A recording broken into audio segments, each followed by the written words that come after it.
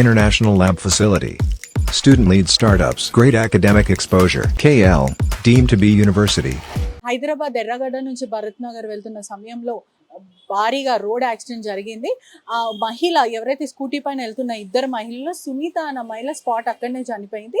ప్రధానంగా ట్యాంకర్ గుద్దడం, వెనకాల ట్యాంకర్ గుద్దడంతో తను ఎగిరిపడి ఆర్టీసీ బస్సు కింద పడిపోయి స్పాట్ అక్కడనే చనిపోయింది. అసలు ప్రమాదం ఎలా జరిగింది, ఎవరు కారణం దీనికి అని చెప్పి తెలుసుకునే ప్రయత్నం చేద్దాము. చెప్పండి, ఆర్టీసీ డ్రైవర్ నడిపించే వాళ్ళు కూడా ఇక్కడ ఉన్నారు. ఏం జరిగింది అసలు? ఆ ఇష్యూ అంటే స్పాట్లో మహిళ ఎలా చనిపోయింది? మేము లెఫ్ట్ సైడ్లో పోతున్నాం, ట్యాంకర్ రైట్ సైడ్లో వస్తున్నారు. మా పక్కలో పోతున్నాయి. ట్యాంకర్ అతను స్కూటీ వెనక తగిలిందాడు. బైక్ మీద ఉన్న ఇద్దరు లేడీస్, ఒక ఆమె వెనక కూర్చున్నాము. ఇక్కడ స్పాట్ ఇక్కడికి రైట్ సైడ్ బ్యాక్ టైర్కి వచ్చేసింది. బస్సు ఎక్కిందాడు, నేను ఆపేసిన. ఇంకొక ఆమె అక్కడిని పక్కకు పడిపోయింది. అతను ట్యాంకర్ అతను ఆపకుండా వెళ్ళిపోతుంటే వెనక మన బస్సు వెనకాల చూసిన వాళ్ళు పట్టుకున్నారు. అతను పోయి పారిపోతుంటే పట్టుకొని అతను ఆపేసినాము. అతను పోయి పట్టుకొని వచ్చి పోలీసులకు అప్పచెప్పినాం. వచ్చిన అతను విట్నెస్ కూడా ఉన్నాడు, విజయ్ అని. ఈ పాత్ర పోలీసులకు ఇన్ఫార్మ్ చేసి పంపించింది. ఇప్పుడు ప్రస్తుతం అంటే వాళ్ళు హెల్మెట్ ధరించారా? ముందు డ్రైవర్ ఉంది, వెనకాల అమ్మాయి ఉంది. అంటే ముందు అమ్మాయికి దెబ్బలు తగినాయి, వెనక అమ్మాయికా? వెనక కూర్చున్న అమ్మాయి స్పాట్ చనిపోయింది. అంటే ముందు ఎవరైతే నడిపిస్తున్నారో తనకేం కాలేదు, వెనకాల ఉన్న అమ్మాయి ఎగిరిపడి చనిపోయింది. అంటే వీళ్ళిద్దరు కూడా కరెక్ట్ డ్రైవింగ్ చేసుకుంటూ వెళ్తున్నారా? మేము అది చూడలే కదా మేడం, మా ముందు మేము చూస్తా ఉన్నాము.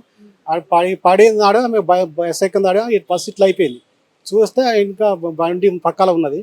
ఆ ట్యాంకర్ పిలుస్తున్నా పక్క కూడా పారిపోతుంటే మన బస్ వెనక వచ్చే బైక్ వాళ్ళు చూసి పారిపోతామని చెప్పేసి పోయి బైక్లు అడ్డం పెట్టేసి ఆపేసింది. మేము పట్టుకొని అతను పోలీసులకు అప్పచెప్పేసాం.